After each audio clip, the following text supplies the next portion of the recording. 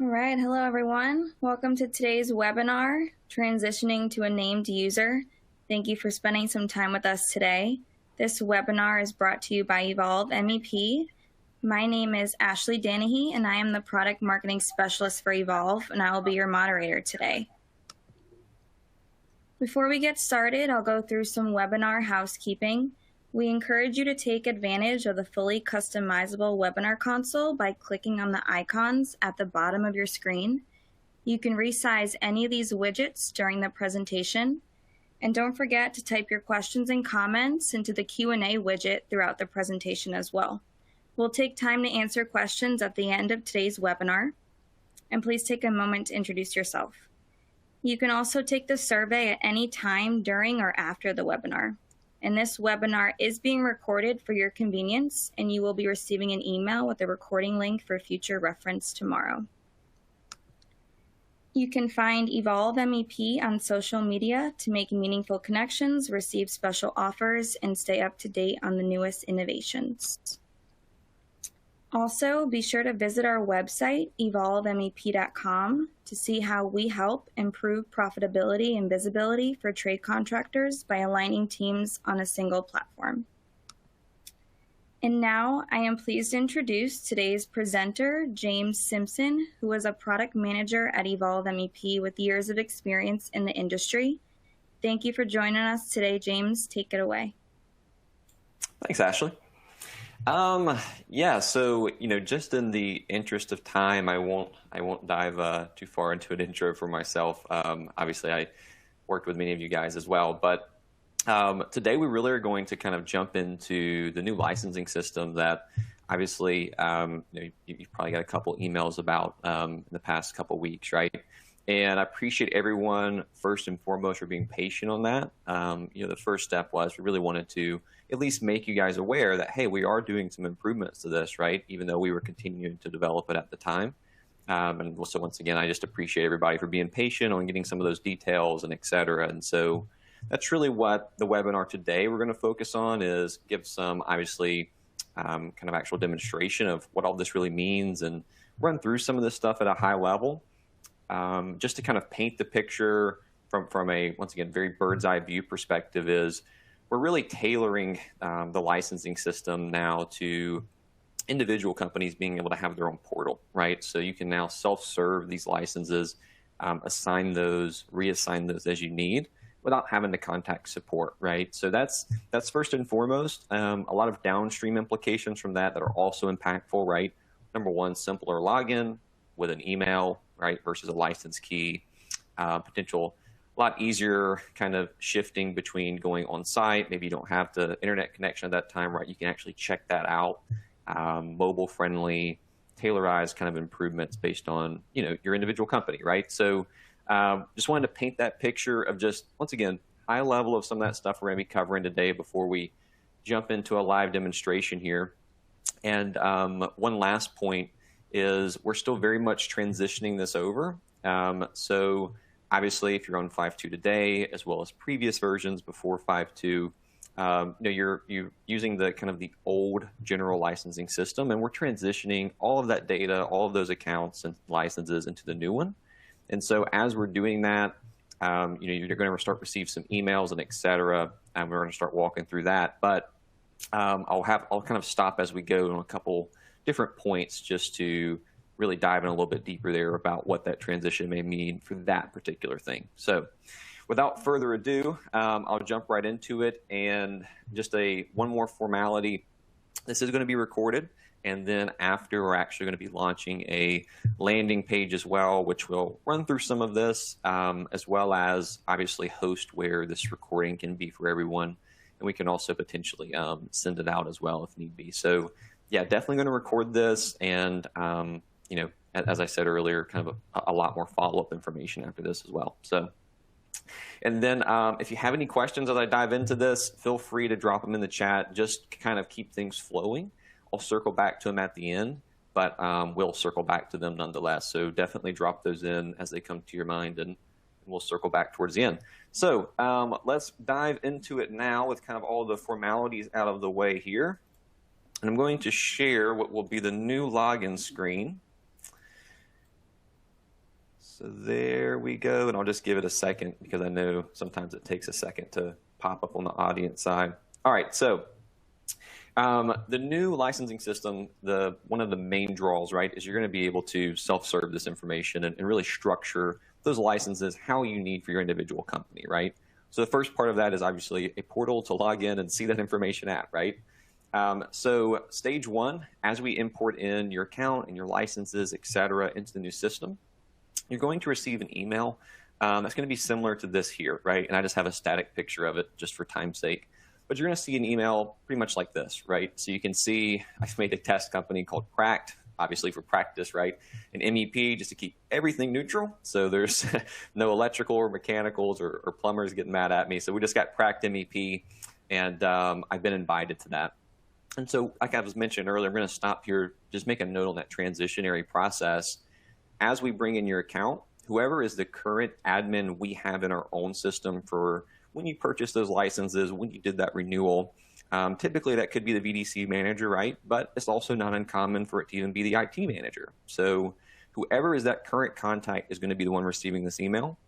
But once again, as we recognize, some of those may not be the exact person who needs to manage those moving forward. We're also going to rope in customer success to kind of do some follow-ups and et cetera. So if you don't receive this email kind of, first, or if someone else in your company, you find out received it and you actually need to be the one way or another, either reach out to us or have customer success reach out to you. So just want to make that quick note. But nonetheless, you will receive this email, and it's pretty simple, right? It says, hey, join the company. Once you click that, you're just going to be prompted to input in a password there. And it's just going to be the password to obviously log into your account. And that is what you will use in the portal here. So you'll just enter that same email that invite was sent to, as well as that password. And so I've just used, we'll actually log into my test one here. Keep me signed in. And as it's logging in here, there we are. So I'm going to kind of work from top down here on this bar, as well as kind of just dive into a couple of different nuances and additional features that may not be directly on the forefront. So starting from the top, one of the most important things is you obviously have different departments, different potential branches, even within a company, right? If you're an enterprise company, et cetera, and managing all of those, right? And having some kind of ability to structure things within your company, specifically around licensing, et cetera, in that manner. So we've facilitated that with facilities. You see I've got a couple example ones here. Obviously, a main office, I've got a branch one. And you're going to log in, obviously, for the first time, and you're not going to have these two, kind of made up different facilities here. But you can easily create those. So we'll go through really quickly just another example. We're going to name this one branch 2. Let's see, we'll do 1, 2, 3 test lane, right? Just really quickly to get through this. We'll go to Georgia. Whoops, might have to just click Georgia there. All right, let's do Georgia or Florida. Let's do Florida. And we're going to make this some random zip code I'll make up off the top of my head. And we'll do Orange is Florida in, I don't know, Orange County, or it says country, doesn't it? So we'll do USA instead. And you're going to pick a department as well. You can do multiple departments, right? If it's a branch, right? Maybe it's, got 3 different departments in there. Or if this is like, an off-site shop, maybe it's only a shop. So it just depends. I'm going to make this a design department. I'm going to name it, I don't know, VDC shop. And there we go. I'm going to make myself admin there. So there we go. Pretty simple to create that facility. Downstream, you can actually manage a lot of extra data from that facility and for that facility. So kind of an important step. And I'll leave that there for now. As I move through some of these other different functionalities downstream, you'll kind of be able to quickly see the benefit of breaking out that facility, right? So now that we've created this facility, one thing I also want to mention is I can obviously go to facilities and see those ones that are created here.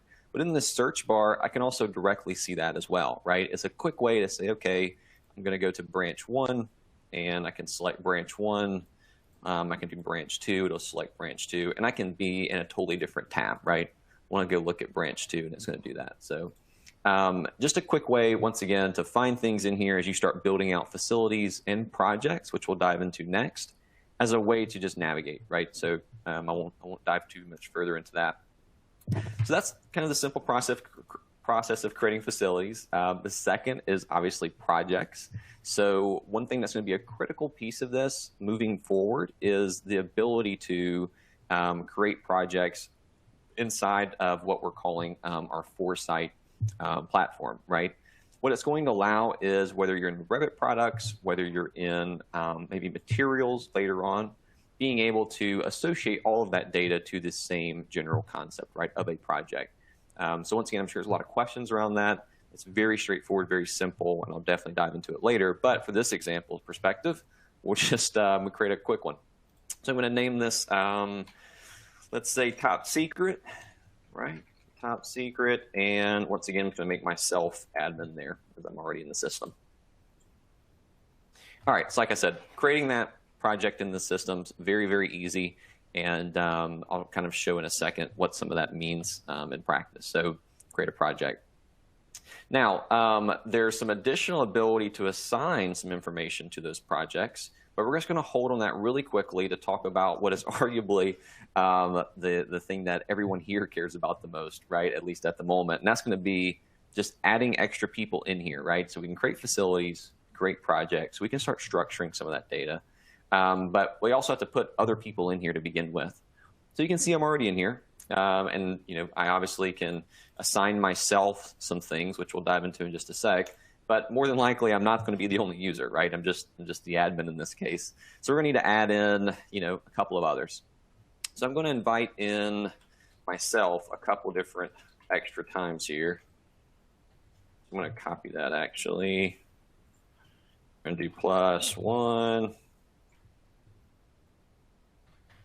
We're going to do it again. We're going to invite myself in a couple times. This is it won't let me do it twice. Well, okay.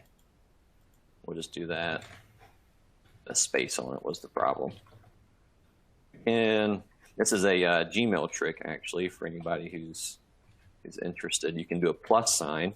And this is nothing special to Evolve. You can do a plus sign on your email and kind of create yourself some faux emails while still going to the same one. So I won't get too technical in that, but a quick trick nonetheless. All right, so added some other users in here, of course. I'm going to invite all of those, and that same invite that I received, right, when I was added in as my company admin, they're all going to receive respectively. And they're going to be added here as well, where I can see them, and as they go through and accept that and log in and create their own password, that status here will change. It's just a way for me to be able to know, hey, they did log in. They are going to be able to use these licenses that we're about to assign to them. So invite those in really easily, and then of course see once those are accepted as well.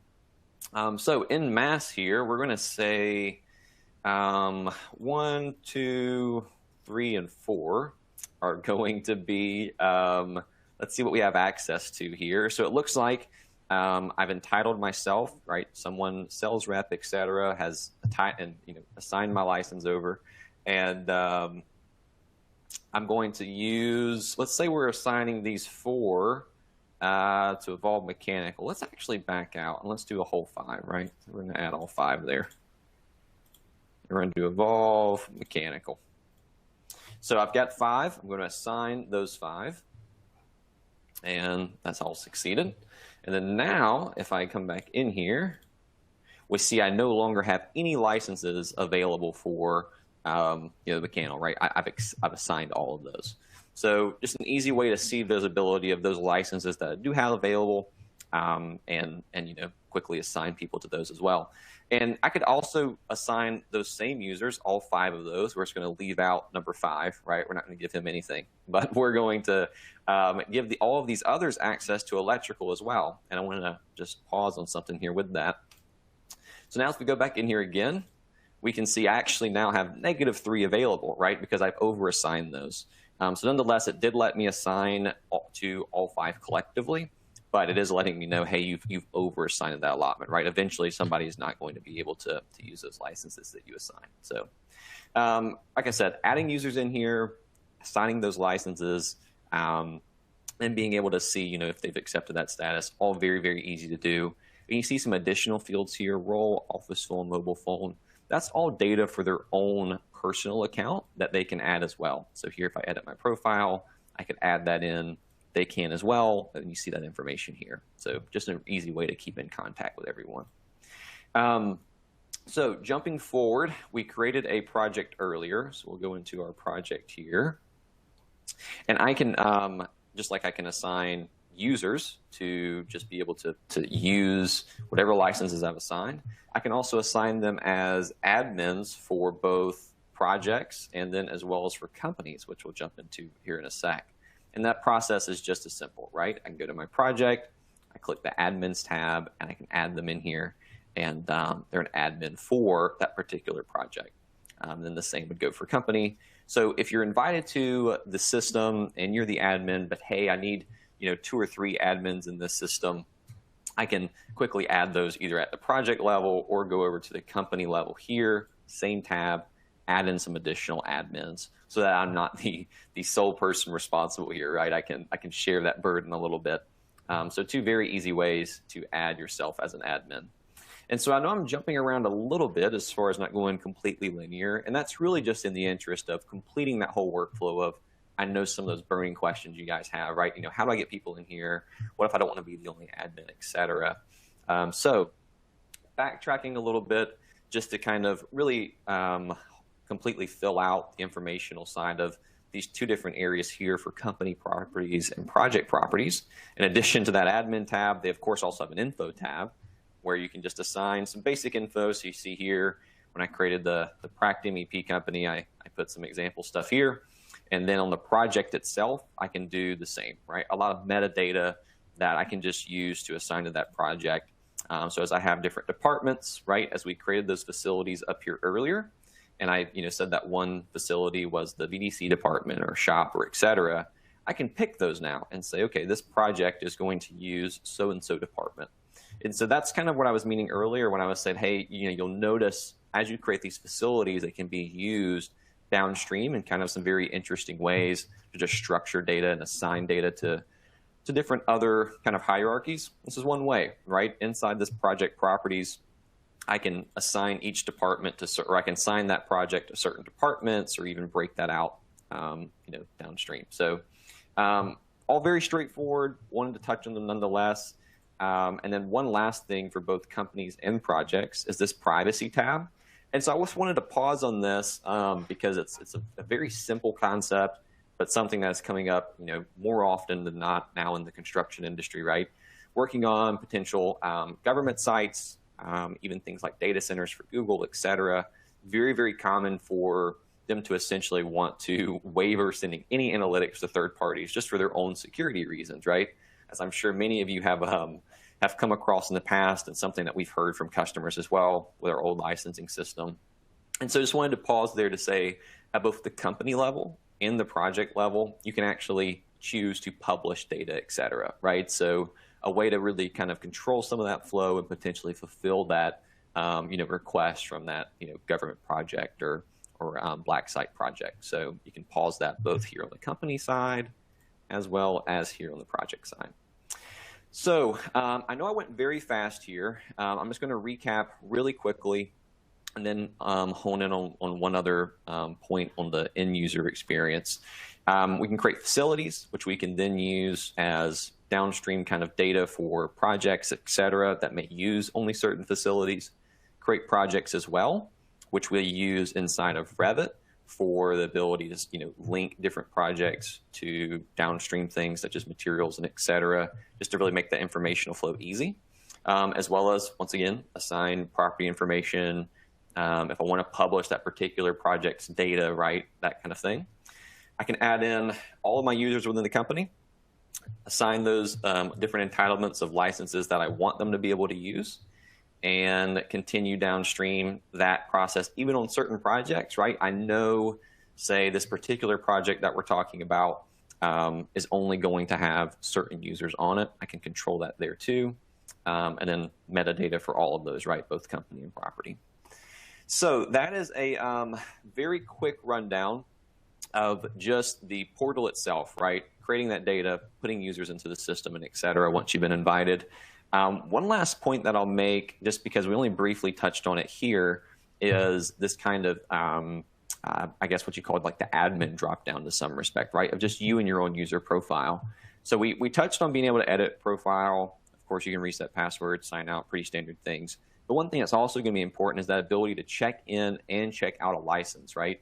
So any license you're assigned to, mechanical, electrical, materials, whatever, you'll be able to check that in and check that out. So I can say, you know, for the 9th, I want to check out a license or check that license back in, and you know, be able to kind of potentially use that license as an end user offline, or you know, just check it back in and put it back, etc. So way to facilitate that.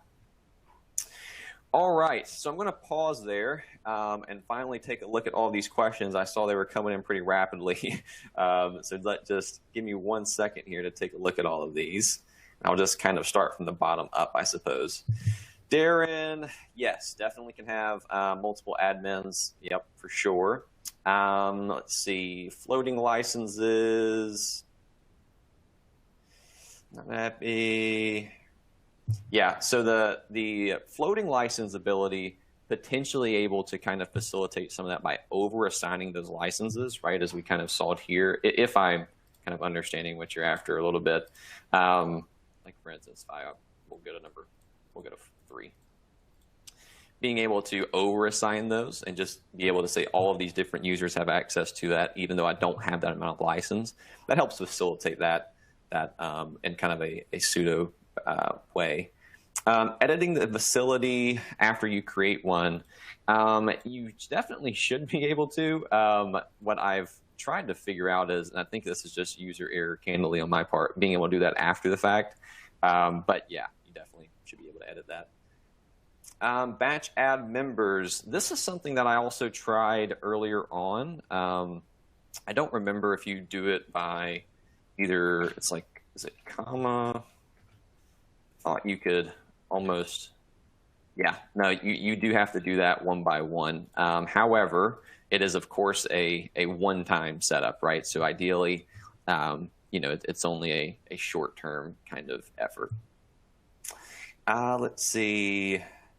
Oh, so another good question that I saw Nate drop in, and sorry guys, I'm just trying to move through these rapidly just because I did see we have so many, is 5.2's licensing system and previous only communicates with that old licensing system, right? So as you transition to 5.4, which will also be rolling out, and I'll touch on that timeline in a second, it will only run through this new portal. So as you go into 5.4, you will have to kind of go through this little bit of a setup process to transition that and be able to manage those licenses in here. 5.4, as it comes out, has no ability to read the older system, right? We're just duplicating that information over and then only looking at it there. So in a way, they kind of run concurrently, but if you want to use 5.4, right, you'll have to do this setup inside of here. Give me 1 sec, guys. I'm just going through these kind of rapid fire. Did see a question about there being a recording of the video? Yes, definitely. This will be posted on probably a numerous different accounts, right? Whether our YouTube account or our new landing page will be launching in a sec. There'll be kind of an informational guide. So yeah, definitely going to be recorded. The question that I saw about facilities and projects and how it relates to BIM 360, I think that's a good question. The way it works, and this is kind of talking a little bit in future and a little bit of today, right? When you download 5.4, and just for the sake of time, I didn't include it as part of this presentation. It's very, very simple. But with new projects in Revit, you'll be prompted, hey, you know, what project is this associated to inside of Foresight? And if it's not, you can quickly create one right there on the fly, right? You don't have to come back in here and create one in here. And then you link that to that Foresight project just that one time, right? Not all users have to do it. You have to do it every time you log in. But what that empowers is, as we continue to move on through materials and et cetera, these different products, it's going to allow that data flow, right, et cetera, between those different modules downstream. So it would just really link all that information together in a more meaningful way, and then also allow us to do a lot more interesting kind of creative product development too. So completely different than BIM 360, kind of a similar idea though. But I think that's a really good question. Let's see. Once again, I know we're getting close to time, so I'm trying to go really quick here. Let's see. Oops, sorry, I scrolled up too far, or scrolled up too far here. Time frame. I think that's a really good point to drop into. So we're actively transitioning these licenses now. Roughly 50 of you so far are in the system and have probably received that invite to be added in. And we're looking on continuing that effort downstream, right? We've set some different dates internally a couple of different times. Right now, our main push is to get this fully implemented, everybody on the system, and hopefully everybody on 5.4 as well, which we'll be launching kind of concurrently with this, because once again, they're two separate things, right? Two separate value adds, but obviously use each other throughout their usage. Roughly around like beginning of April is kind of our internal deadline of getting everyone on this, utilizing 5.4, utilizing the new system. So once again, that's not a hard date. Sooner is even better, but that's some of the kind of internal push that we have, just to kind of ballpark some dates out there. Let's see. And then one other quick note is what I'm actually showing is our staging area. This isn't actually the live version of the portal. So obviously, as I was saying earlier, right, some of you guys are already in the system and are using the live version of this. We are continuously rolling out updates on this, right, as we're trying to make this last push to just finalize our own QA on it. So if you're having any kind of issues, etc., we definitely apologize for that, but just shoot us an email, whoever your point of contact is, whether it's Rick or Garrett, myself, Adam, Derek, Amber, whoever that is, and we'll definitely make sure to get that documented and fixed for you. So just saw a couple of different ones of those and wanted to make a note of that. Question about multiple devices, I also think is a really good question. So yes, that is one of the main draws why we're moving to this new system, is as we move into new products like materials specifically, as an example, right? Say a foreman, or actually, what's a better example? I guess in some respects, maybe a shop foreman. He may need to use it on a tablet. He may need to use materials on his phone. He may even log in on a computer, right? And since we're tying all that information to just his email and password, he'll now be able to do that, right? It won't be locked into a certain machine. So yeah, it definitely allows kind of that general, more modern flow, right? In addition to just being able to log in with a simple email, like we're all used to, being able to do that on multiple devices and not have to worry about it being tied down and that kind of thing. So I apologize if I'm skipping over anyone. I'm just trying to run through these as quickly as I can. One sec here, guys.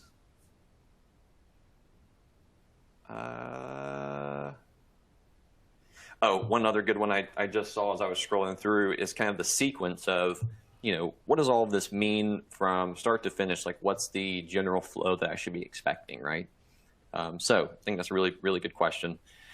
So you should receive the email, whoever that admin is. If the admin is wrong, we're going to actively work to resolve that, right? Different touch points, et cetera. But once the correct admin receives that invitation email, they'll log in and be able to assign those users, right? So they'll add those different users to the system that, they're probably already using, say 5.2 or whatever that workflow is, add in whoever they need, assign those licenses that, they need to have access to. And then those individual users can install, if they're using obviously the Revit products, either mechanical or electrical, could then also install 5.4 and now utilize 5.4, right? Because once they install it, they're going to be prompted to enter their own email and password. So it's important to have them set up in here first. That way they have access to the license itself. So I think that's a really good question. Let's see.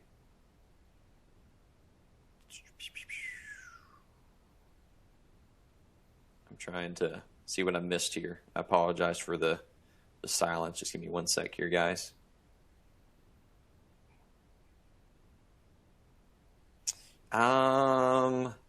So I think I saw one good one. So for individual users, so you're hopping into Revit and utilize Revit that day, and once again, just didn't have time. So I apologize for not jumping into that side of things, but it's very straightforward. Once you log into Revit, or once you open Revit, right, and you go to open your project, if that project hasn't already been, and I'm kind of quoting here, right, mapped to a Foresight project, it's just going to ask you to pick one. And if you can even have a kind of example one in here, just a test project, right, that you always just use if you're playing around in a model or something and don't want to go full circle there. So you can obviously take that workflow too, but you pick a project, and then once that's done, you never have to do that again for that project. Unless you want to, you change your mind, want to go back and say, no, it's actually this other thing now, that that's allowed. But once that project's set, that's pretty much it. As far as logging in every day, you can click Keep Me Signed In for your email and password. But then just like you're used to with your Gmail, your Outlook, etc., right? You're not having to constantly log in every time you open in Revit. So all that's very seamless, very, very minimal changes there. And let's see. I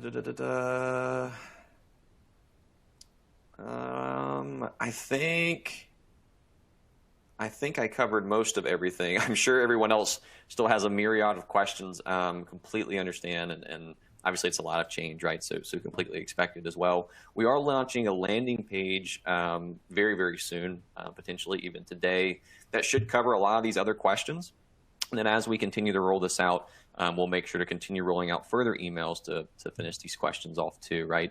Then if just generally speaking, if you can't find an answer, or you're not seeing it in those emails, those videos, etc., just make sure to contact either the sales rep, support, myself, someone, and we can definitely give you answers to that too. But we're really hoping kind of that landing page and some of our videos we'll be rolling out will facilitate that.